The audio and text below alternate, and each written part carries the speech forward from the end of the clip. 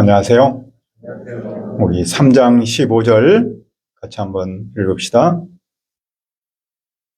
시작.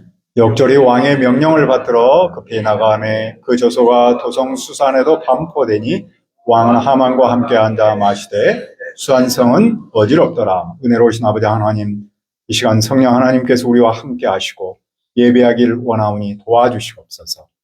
또 에스더도 말씀을 통해서 보이지 않는 하나님의 손길을 깨닫게 하시고 우리가 이 삶의 현장에서 어떻게 살아야 할 것인가를 다시 한번 묵상하고 또 깨우쳐 주시옵소서. 예수님의 이름으로 기도합니다. 아멘. 권력은 무엇일까요? 라고 묻는다면 사람에 따라서 여러 가지로 대답할 수 있겠죠. 중요한 것은 그것은 선한 것인가 악한 것인가에 대해서 많은 논란이 있습니다. 하지만 권력 자체는 중립적이지 않습니까? 문제는 그것을 어떻게 사용하느냐에 따라서 악한 결과물을 낳을 수도 있고 좋은 결과물을 낳을 수도 있는 거죠. 그러니까 중요한 것은 그 권력을 사용하는 사람의 마음과 자세와 목적이라고 할 수 있겠죠. 오늘 본문은 권력 남용이 가져오는 위험성을 우리에게 가르치고 있습니다. 동시에 우리는 어떻게 올바르게 권력을 사용하는가에 대한 그 중요성을 묵상할 수 있습니다. 첫째, 권력의 남용. 1절을 보십시오. 그 후에 아수르의 왕이 아각 사람 함무다다의 아들 하만의 지위를 높이 올려 함께 있는 모든 대신 위에 두니, 에스더가 왕후가 된 후에 이 하만이라는 사람이 등장하기 시작합니다. 그는 아각이라는 사람으로부터 시작하는데 아각은 아말렉 사람의 왕이었습니다. 아말렉 사람은 이스라엘이 애굽에서 나왔을 때 광야에서 이동하고 있을 때 처음으로 공격했던 그런 족속이었습니다. 또 하나님께서 사울에게 아각 자손을 진멸하라라고 할 정도로 이스라엘과 아각은 역사 속에서 원수 관계에 있었습니다. 그런데 하만은 이처럼 이스라엘과 역사적으로 원수 관계에 있었던 그 아말렉의 후손이라고 소개합니다. 그리고 아하술의 왕은 그런 하만의 지위를 높이고 높여 올라갈 데가 없을 정도로 꼭대기에 올렸습니다. 즉 페르시아 제국의 이인자가 된 거죠. 이스라엘과 역사적으로 적대적 관계인 그의 승진은 단순한 정치적인 문제가 아니라 신앙적 갈등을 내포하고 있다는 사실을 암암리에 보여주고 있습니다. 왕의 문에 있던 왕의 신하는 하만에게 무릎을 꿇고 절했습니다. 왜냐하면 왕의 하만에게 그렇게 하도록 명령했기 때문입니다. 그러나 모르드게는 무릎도 꿇지 않았고 절도 하지 않았습니다. 그때 신하들은 모르드게에 왜 너는 왕의 명령을 거역하느냐라고 물었습니다. 하만이 지금 높은 위치에 있다는 것이죠. 그리고 왕께서 하만에게 모든 사람으로 하여금 절하도록 했기 때문입니다. 그러니까 모르드게는 하만에게 절하지 않았는데 다른 사람들은 왜 왕의 명령을 거역하느냐라고 물었습니다. 사실 모르드게는 왕에게 얼마나 충성했습니까? 또 에스더가 왕후가 되었기 때문에 왕에게 충성하는 것은 당연합니다. 그런데도 그는 절하지 않았습니다. 마치 왕에게 순종하지 않은 것처럼, 왕에게 충성하지 않은 것처럼 보였습니다. 그러면 왜 모르드게는 하만에게 절하지 않았습니까? 4절은 이렇게 말씀합니다. 날마다 권하되 모르드게가 듣지 아니하고 자기는 유다인임을 알렸더니 그들이 모르드게의 일이 어찌되나 보고자 하여 하만에게 전하였더라. 모르드게의 동료들이 안타까워서 절하라고 말을 했지만 그는 절하지 않았습니다. 왜냐하면 그는 자기가 유다인임을 알렸기 때문입니다. 왜 모르드게는 절을 하지 않았을까요? 왜 그는 모르드게는 왜 유다인이라고 말했을까요? 그는 지금까지 유대인이라는 민족적 정체성을 숨겨왔습니다. 에스더에게도 그렇게 하도록 했습니다. 그랬던 그가 지금 이 순간에는 자기가 유다인이라는 사실을 밝히고 또 하만에게 절하지 않습니다. 무슨 뜻이 있을까요?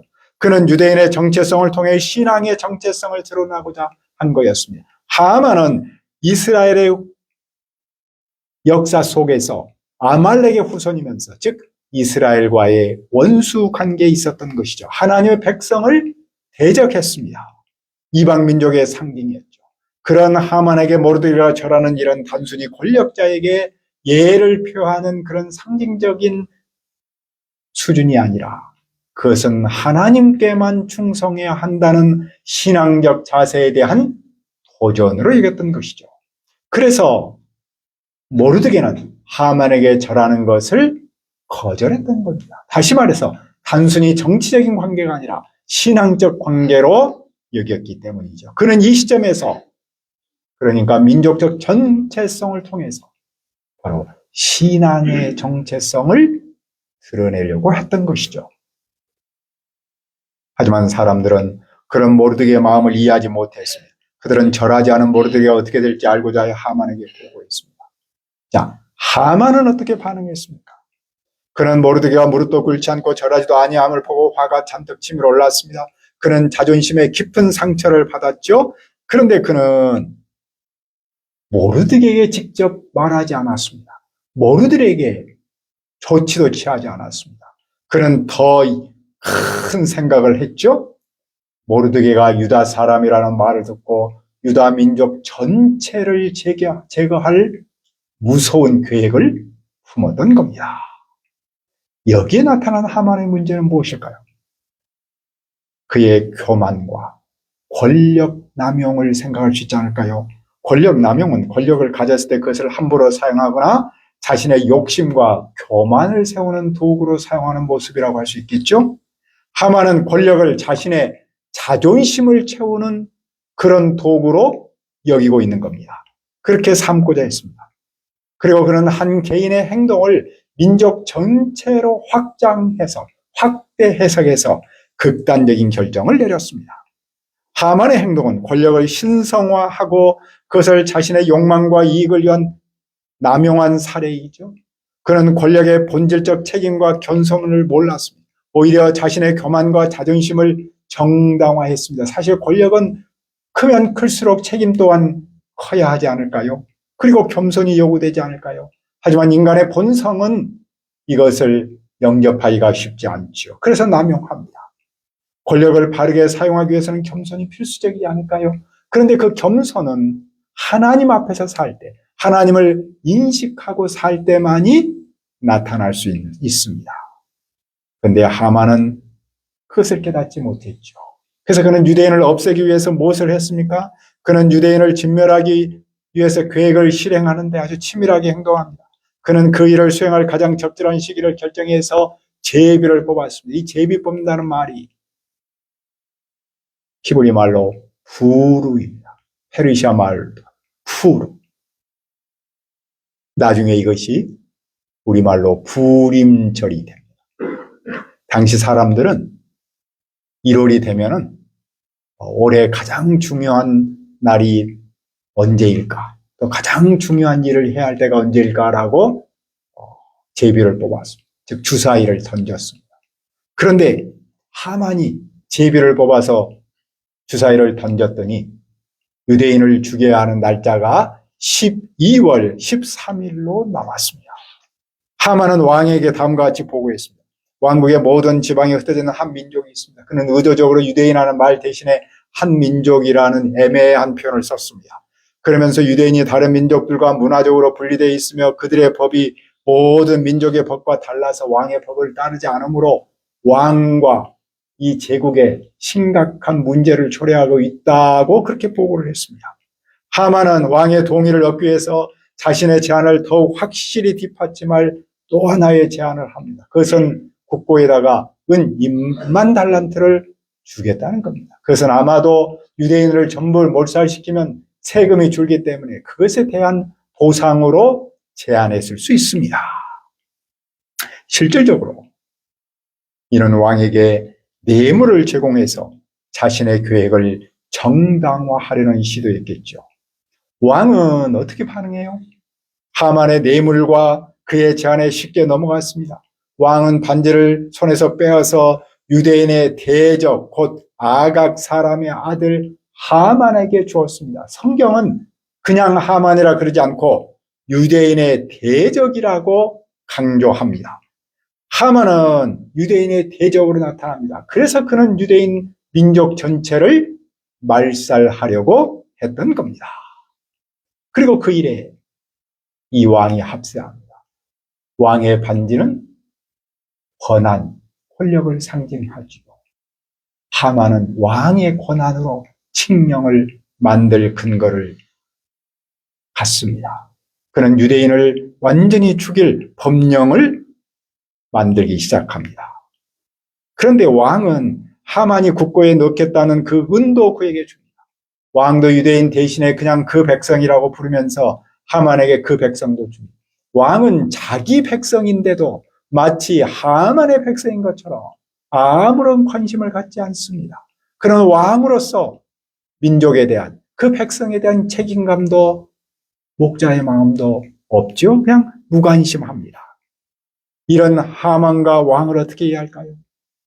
하만은 사실을 왜곡하고 과장하며 자신의 계획을 꿈꾸면서 그는 유대인을 다른 민족과 구별된 존재로 몰아가며 왕과 나라에 해악을 끼친다는 이미지를 심었습니다. 그의 논리는 반쪽짜리 진실과 의도적인 거짓으로 이루어졌습니다. 그는 교묘한 말로 또한 논리로 왕을 조정하며 자신의 권력을 남용하는 것을 정당화했습니다. 한편 왕은 왕인데도 하만의 말을 제대로 검토하지 않고 경솔하게 동의했습니다. 그는 유대인의 생명을 책임져야 한 왕인데도 불구하고 하만에게 그냥 맡겨버렸죠. 왕의 무책임, 백성에 대한 무관심, 그런 것들을 엿볼 수 있지 않겠습니까? 왕은 권력을 남용해서 한 민족의 운명을 말살하는데 그대로 동조하게 됐던 겁니다. 이 사건은 권력을 가진 자가 얼마나 쉽게 남용할 수 있는지, 또한 무분별한 판단이 얼마나 큰 재앙을 초래할 수 있는지를 경고하고 있습니다. 우리는 이를 통해 권력을 사용할 때 신중함과 책임, 그리고 그 기준이 얼마나 중요한지를 배울 수 있죠. 그러면 그들의 권력 남용의 결과가 어떻게 나타났습니까? 둘째, 권력 남용의 결과. 1월 13일 하만은 서기관들을 소집하여 대신들과 각도의 총독과 모든 관리들에게 보낼 조서를 작성하도록 했습니다. 1월 13일은 유대인들이 애굽에서 해방돼서 나온 바로 전날이었습니다. 그들은 1월 14일에 나왔습니다. 그래서 23일은 유월절을 준비하고 기념하기 위한 아주 바쁜 날이었습니다. 그런데 하만은 그날에 유대인들을 죽일 공문을 작성하고 있었던 것이죠. 그 조서를 각 지방과 민족의 언어로 번역했고 황제의 인장 반지로 봉인했습니다. 하만은 조서를 전국 각지로 보내 공포했습니다. 조서의 내용은 무엇입니까? 12월 13일 하루 동안 유대인을 남녀노소 가리지 않고 모두 죽이고 도륙하고 진멸하고 그들의 재산을 약탈하는 것이었습니다. 이 조서 초안은 각도의 법령으로 공포되었고 사람들은 이 법령을 실행하기에 준비하였습니다. 그때 왕은 무엇을 했으며 수산성은 어땠습니까? 15절을 다시 한번 읽읍시다. 시작. 역절이 왕의 명령을 받들어 급히 나가매 그 조서가 도선 수산에도 반포되니 왕은 하만과 함께 앉아 마시되 수산성은 어지럽더라. 죽음의 사신과도 같은 조서를 들고 전령들이 전국으로 서둘러 떠났습니다. 그러나 왕과 하만은 이에 아랑곳하지 않고 함께 술을 마시며 승리의 축배를 들고 있습니다. 그들의 행동은 통치자로서의 기본적인 책임감과 공감 능력의 결여를 적실히 보여주고 있죠. 한편 수산성은 어땠습니까? 수산성은 어지러웠습니다. 혼란에 빠졌습니다. 수산성은 혼란과 공포에 빠졌습니다. 이 조서를 전국에 전달하는 데 약 3개월이 걸렸다는데 유대인은 칙령 발표 후 11개월 동안 죽음의 공포 속에 살아야 했습니다. 또한 수산에 사는 페르시아 사람들조차도 특정한 민족이 하루아침에 몰살당한다는 소식을 들었을 때 그 마음이 어땠을까요?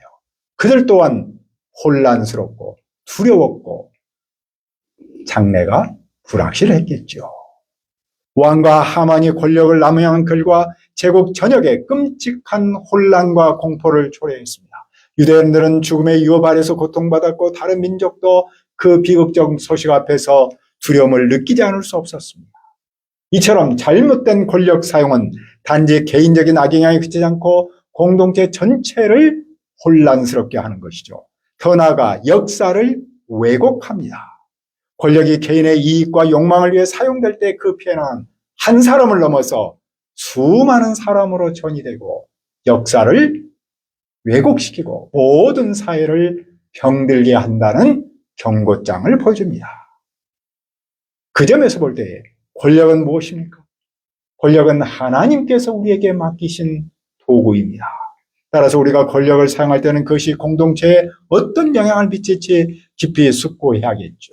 하나님의 뜻이 무엇인가를 생각하는 거겠죠. 무엇보다도 권력은 사람을 살리고 공동체를 세우는 일에 사용되어야 한다는 것이죠. 그것이 본래의 목적이 아닐까요? 그러면 공동체가 살고 역사를, 생명의 역사를 새롭게 쓸 수 있겠죠. 많은 사람은 권력을 생각할 때 정치 지도자나 사회적 위치가 높은 사람들만 떠올립니다. 하지만 권력은 우리 모두에게 있습니다. 심지어 나는 권력이 없다라고 생각하는 그 사람에게도 권력은 있죠.